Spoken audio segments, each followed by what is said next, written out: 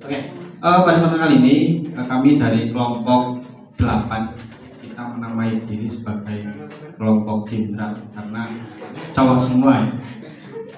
7 cowok ya. Dan untuk memulai atau mengawali materi dari kelompok jenderal, kita ada ini ya, satu kata hari ini ya, untuk hari ini ya, satu kata untuk hari ini ada politik. Itu pokoknya aku sayang kamu gitu.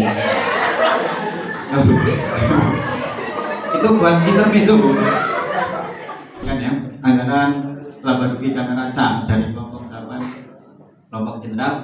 Kita sajikan dulu nama anggota dari kelompok jenderal. Ada Abidin Gabriel Saputra, hari ini berhalangan hadir, harusnya menjadi pemateri. Kemudian ada Ahmad Fauzan ini sebagai pemateri. Kemudian ada Fatur Rozik, harusnya menjadi moderator, akan tapi berhalangan hadir atau lagi OTW. Tadi bilangnya lagi OTW. Kemudian ada Febrian Tomo sebagai notulensi dan tanya jawab sebagai kan jawab ya.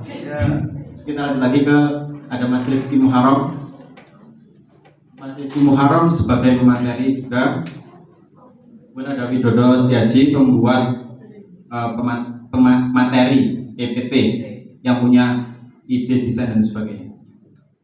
Kemudian ada saya sebagai ya operator sekaligus menggantikan Mas Fatur Rozik. Oke. Setelah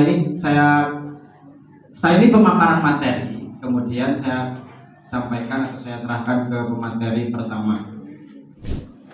Ya, terima kasih Mas Zidan. Ya, langsung saja ya.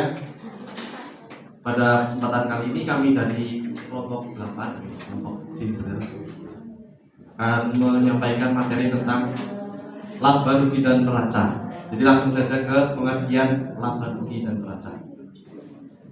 Ya, jadi pada intinya itu laba rugi itu adalah laporan yang menggambarkan tentang pengeluaran dan pendapatan pada suatu perusahaan dalam metode atau waktu tertentu.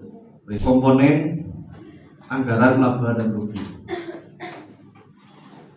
Anggaran laba rugi terdiri dari beberapa komponen penting, yaitu yang pertama adalah pendapatan.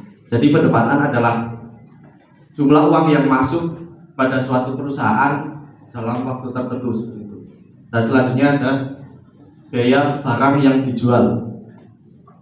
Jadi biaya barang yang dijual adalah biaya produksi dan akuisisi barang yang dijual. Selanjutnya ada biaya operasional, yaitu biaya rutin yang dikeluarkan seperti biaya sewa, gaji, dan lain sebagainya. Terus selanjutnya ada beban bunga. Beban bunga ini terkait dengan hutang yang dimiliki. Terus selanjutnya adalah penghasilan lainnya. Adalah pendapatan dari sumber lain seperti investasi atau penjualan aset-aset perusahaan. Dan yang terakhir adalah pajak. Ya, yang pertama adalah mengumpulkan data historis tentang pendapatan dan biaya.